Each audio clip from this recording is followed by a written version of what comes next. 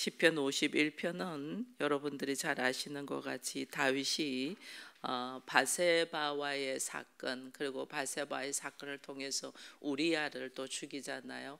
그 뒤에 나단 선지자를 통하여 이야기를 하잖아요. 나단 선지자가 이렇게 가난한 사람이 어린 암양 새끼 한 마리밖에 없는데 부자인 사람이 그 암양 새끼를 자기 잔치를 위하여 자기의 일을 위하여 빼앗아서 잡아먹었다. 그럴 때 다윗이 우리나라에 어떻게 그렇게 악한 자가 있냐, 그러면서 그 사람은 반드시 죽일 것이다 라고 그랬을 때 나단이 그가 바로 너다 이래가지고 다윗이 자기의 죄가를 철저히 회개하는 것이 지금 시편 51편의 말씀이거든요. 그러니 이 말씀 속에서 우리가 다윗이 나는 죄가 말할 수 없이 크지만은 그 크심 속에서도 하나님의 또 긍휼하심을 간구하면서 지금 자기의 죄 사함을 하나님께 고백하는 이 모습을 보게 되거든요. 여기에서 이제 우리가 또 한 가지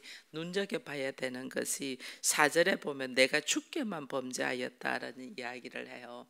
내가 우리아를 죽였 우리아의 억울함과 바세바를 간음하고 그 남편까지도 죽여버렸으니 사람에게 지은 죄도 엄청 큰데 내가 하나님에게 주께만 범죄하였다는 고백을 합니다. 이 말은 다른 말로 하면 다윗이 우리아를 죽이고 바세바를 범하고 이것이 이제 간음죄와 살인죄가 있잖아요. 간음죄와 살인죄는 사람한테 한 거거든요. 사람한테 한 건데 이것을 다윗은 내가 사람한테 한 지금 나의 행동 이것이 하나님 앞에 한 일이라는 것을 고백을 하는 거예요. 이게 우리가 깨닫는 것이 되게 중요해요.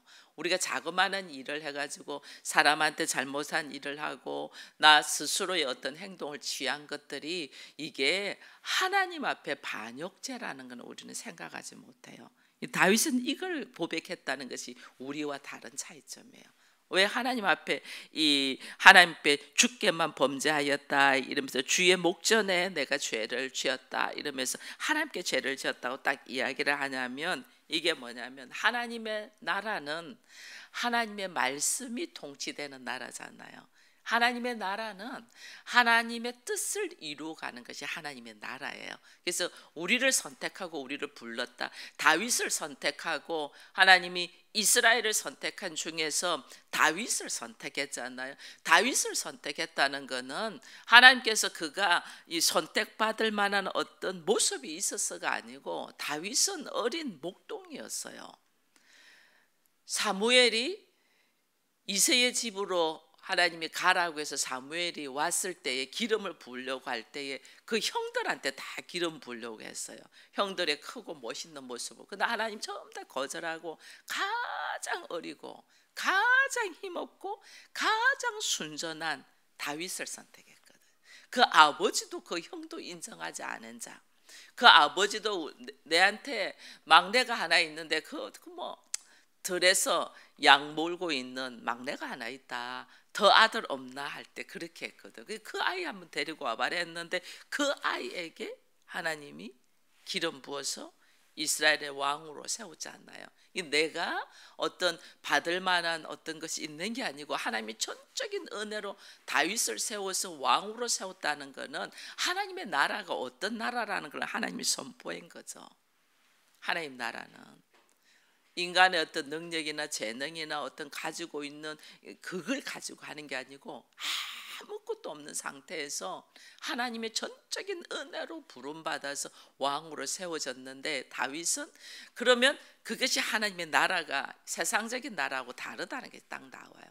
그러면 그 하나님의 나라에서 하나님의 뜻, 하나님의 말씀, 하나님의 영광을 위하여 살아야 되는데 다윗은 하나님의 영광이 아니고 뭐예요? 자기의 욕망,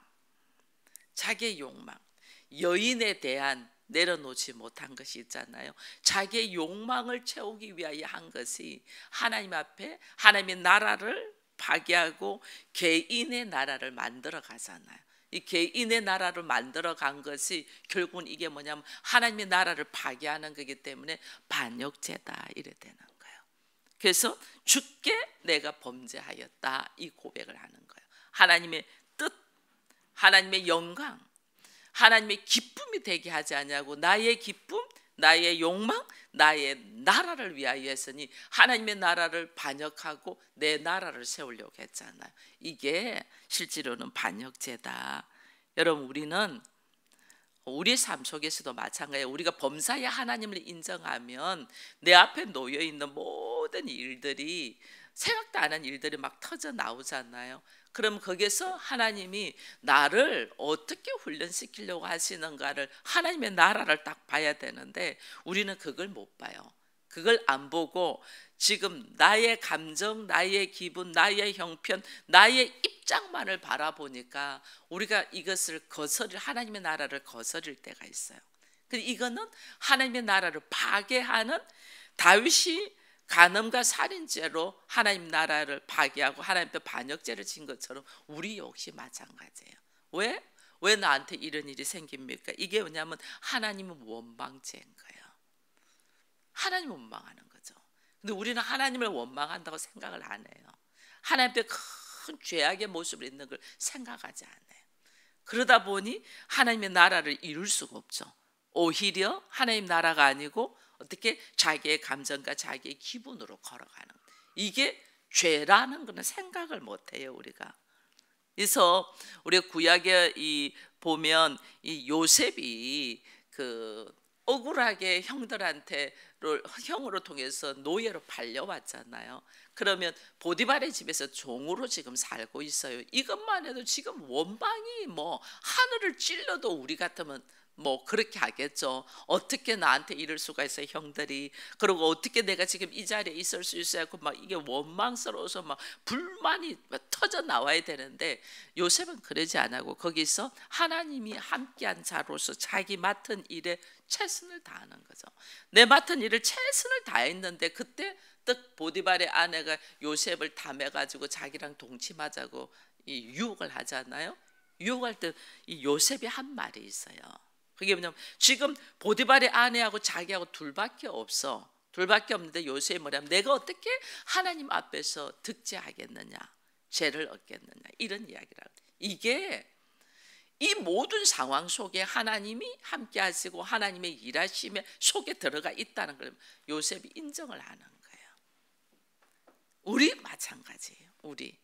우리 어떤 상황에 놓여 있어도 이 일하심 속에 하나님의 일하심이 있고 여기에서 나를 향하신 하나님의 뜻이 있다는 걸 딱 알고, 하나님, 내가 이 상황에서 내가 어떻게 해야 됩니까? 이렇게 하나님 앞에 질문을 해야 되는데 우리는 원망이 터지고 속상함이 터지고 여기서 좌절해버리고 예수 믿어도 뭐 별거 없더라 이러면서 딱 주저앉아 버리는, 이게 하나님 앞에 죄, 그게 반역죄.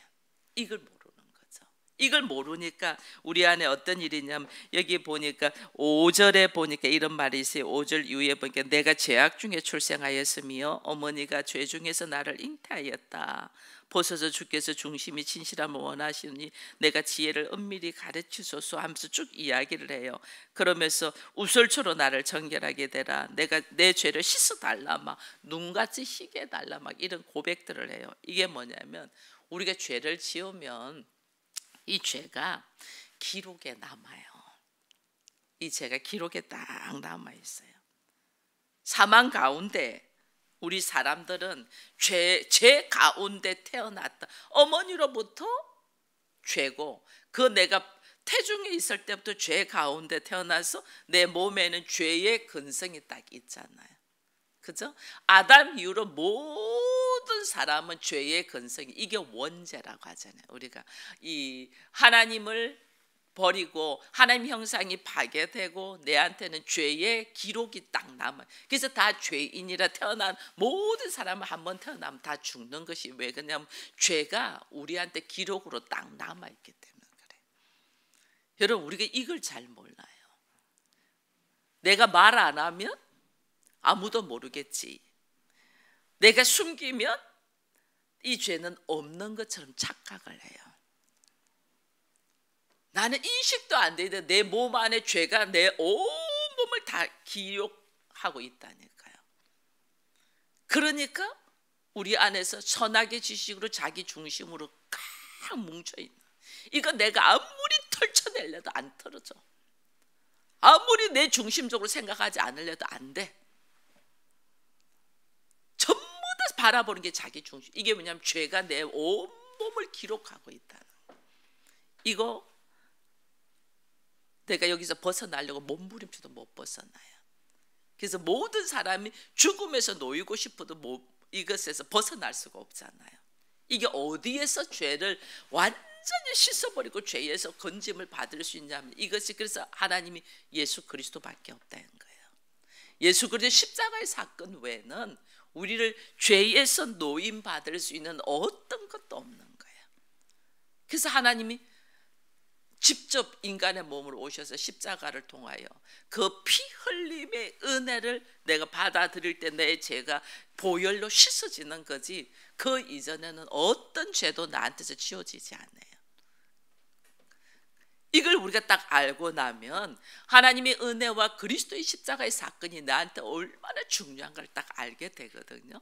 근데 우리가 이게 왜 우리의 삶 속에 똑같은 일을 반복하냐면, 여러분, 내가 예수의 보혈, 예수의 십자가로만이 내 죄가 사함을 받아요. 사함을 받는데 내가 예수의 십자가의 보혈에 대한 이 감사와 은혜에 대한 이것이 충만함으로 있지 않냐면 죄가 지어지지 않냐죠.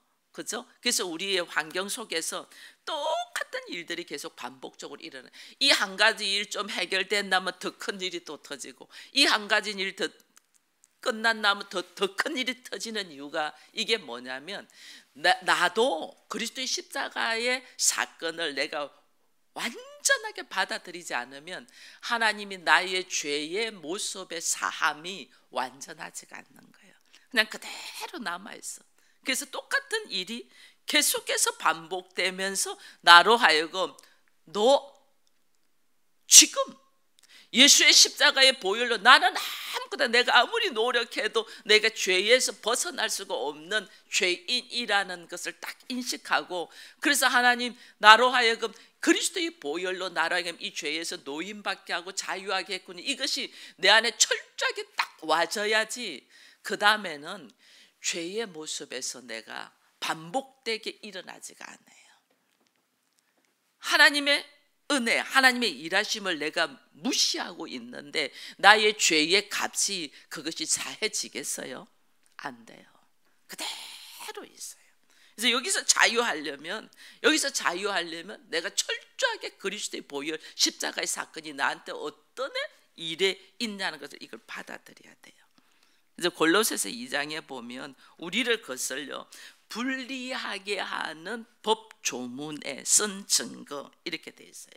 증거를 지우시고 제하여 버리시고 십자가에 못 박으시고 십자가에서 주께서 이기셨다. 법 조문에 나는 죄인이라고 딱 기록되어 있는 거예요.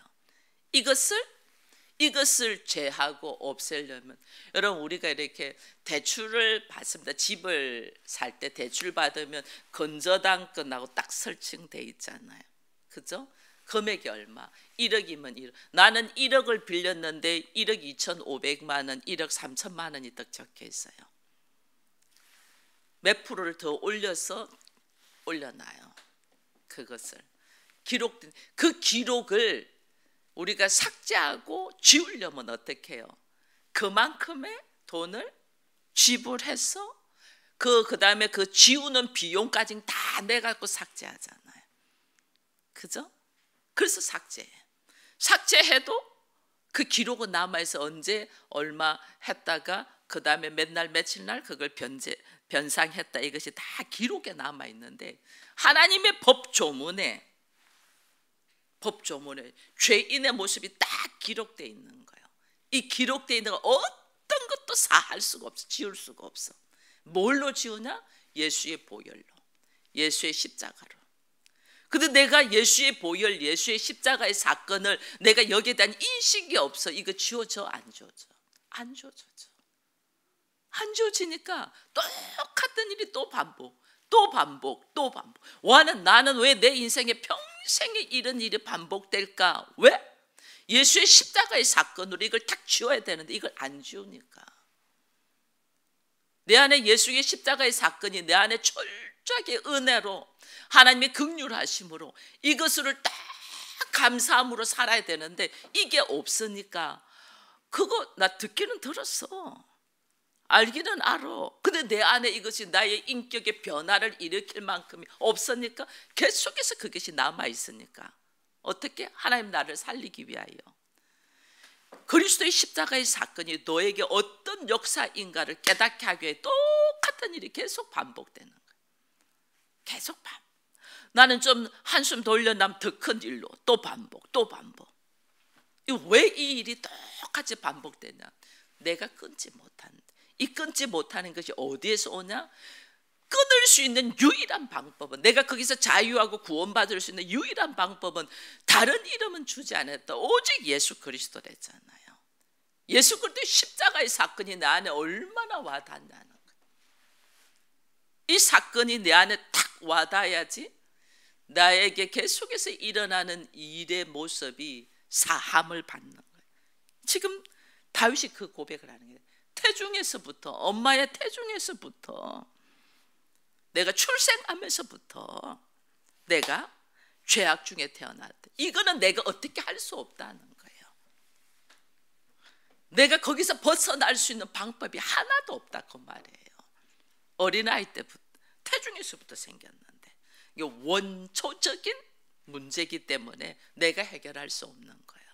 그래서 내가 해결할 수 없는 문제이기 때문에 내 안에 내가 원하지 않는 일들이 계속 일어나는 거예요. 그럼 이 문제는 무엇로 해결해야 되냐? 하나님의 방법밖에 없는 거죠. 그게 예수의 십자가의 사건이라는. 그래서 그걸로 나를 깨끗하게 우슬초로 나를 정결하게 하소서. 내게 정한 나의 죄를 씻으시옵소서. 눈보다 희게, 이게 내가 할 수 있는 것이 아니고 하나님의 일하심이라는 거죠. 그 하나님의 일하심을 하나님은 하셨잖아요. 이미 2000년 전에 이미 하셨잖아요. 이 땅에 죄인으로 오셔서 죄인을 위하여 피를 흘리시고 나의 죄의 값을 생명의 값을 생명으로 갚으셨잖아요. 그걸 내가 딱 받아들여야지.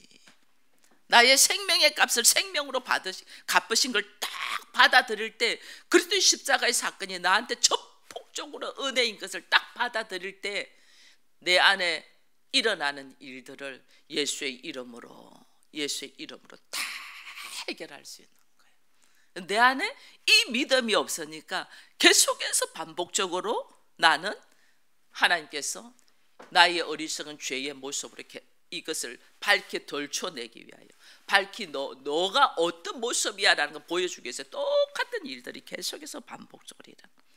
이걸 우리가 딱 알고 나면 오늘 시편 51편에 다윗의 이 고백의 시가 얼마나 처절할 정도로 그가 기도하는가를 보는 거예요. 그래서 내가 십자가의 사건을 외면하면 하나님도 나의 죄의 문제, 나의 상황의 문제들을 외면하신다는 걸 딱 알아야 돼요. 그래서 십자가의 사건을 붙들고 걸어가는 거예요.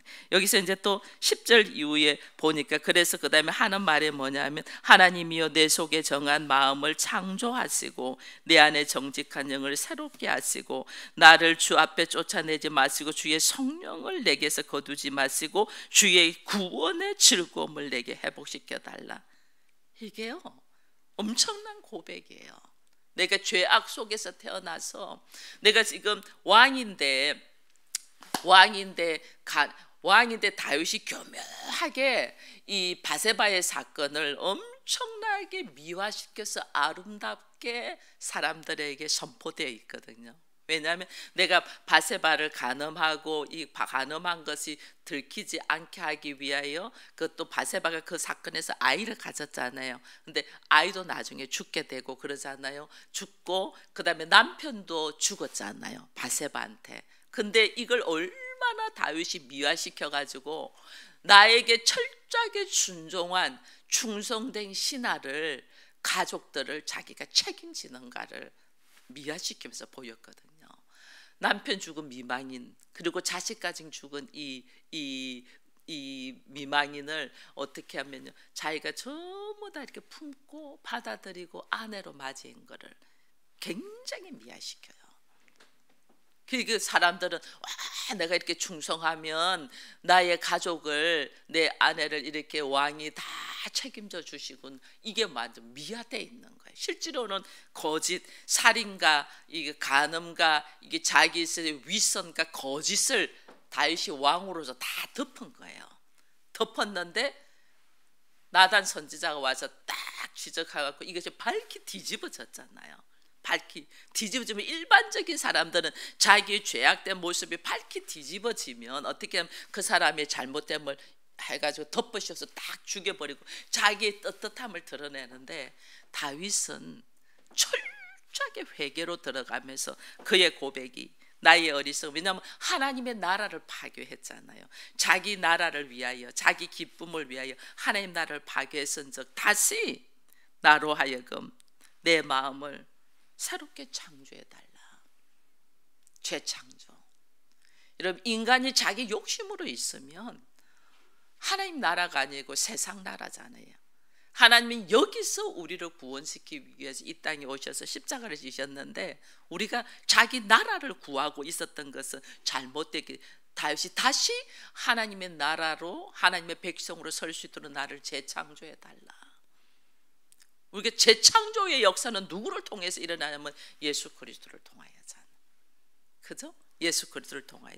나의 육신의 부모로 통하여 태어난 것은 거기는 죄악의 모습으로 태어나서 결국은 죽음으로 달려가는데, 하나님께로부터 온 예수 그리스도를 통하여 내가 재창조되는 사람은 하나님께로부터 왔음에 하나님께로 가게 되는 영생을 얻는 자거든요. 이 다윗이 이 고백을 다 하는 거예요. 우리는 너 이런 죄, 너 이거 대해서 철저히 회개하시오 하면 뒤집어져 가지고 도망가거나 숨어버리거나 떠나버리거나 오히려 욕을 퍼붓든지 이렇게 하거든요. 다윗은 자신의 어리석음을 다 깨닫고 하나님의 나라를 재창조해달라. 나를 새롭게 해달라. 새로운 정직한 영, 이 정직한 영이 그리스도의 영이거든요. 우리의 영은 위선적이고 거짓의 영이었다면 정직한 영, 그리스도의 영, 즉 그것이 성령을 내게 거두지 마시고 나로 하여금 구원의 즐거움. 여러분, 구원의 즐거움, 여러분 구원의 즐거움을 맛보고 계십니까? 너무너무 값진, 세상에서 허덕이고 있는 나를 하나님의 나라로 들어오게 하시고 하나님 나라의 백성이 되게 하고 하나님의 나라의 권세를 누리면서 살아갈 수 있는 이 구원의 즐거움, 죽어가는 사람을 영원한 생명으로 살린 영생의 즐거움을 내가 누리냐는 거예요.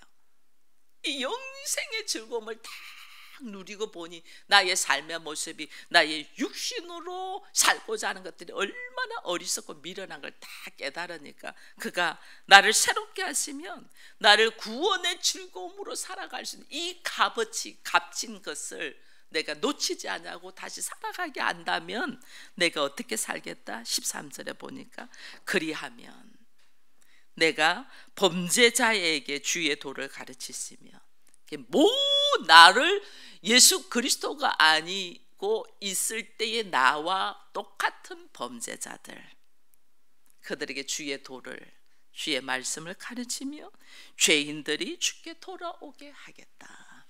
복음의 나팔을 불며 그들이 하나님의 나라로 돌아오게 하겠다. 영혼 구원의 삶을 살겠다는 고백을 다윗이 하는 거예요. 이게 얼마나 구원의 즐거움이 같이 있는가를 깨닫는 자만이 여러분 영혼 구원의 삶을 살아요.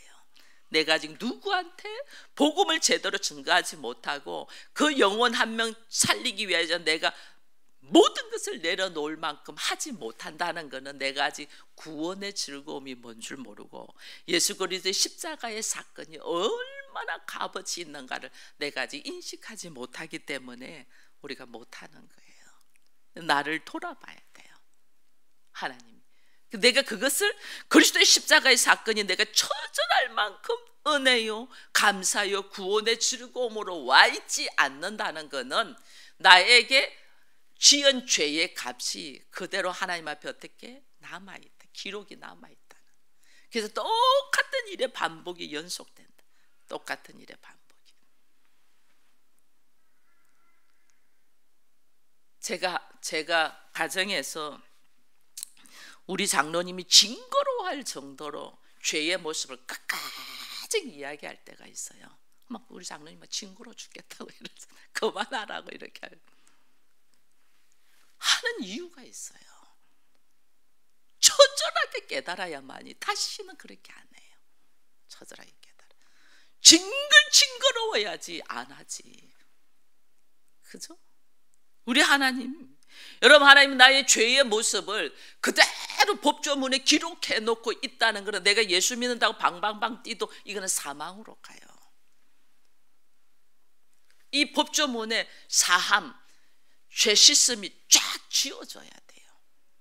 이건 오직 그리스도의 십자가의 사건으로만. 나의 처절한 부족하고 연약하고 어리석은 모습을 밝히 봐야 돼요. 이거 하나님 바라고 계속해서 반복적으로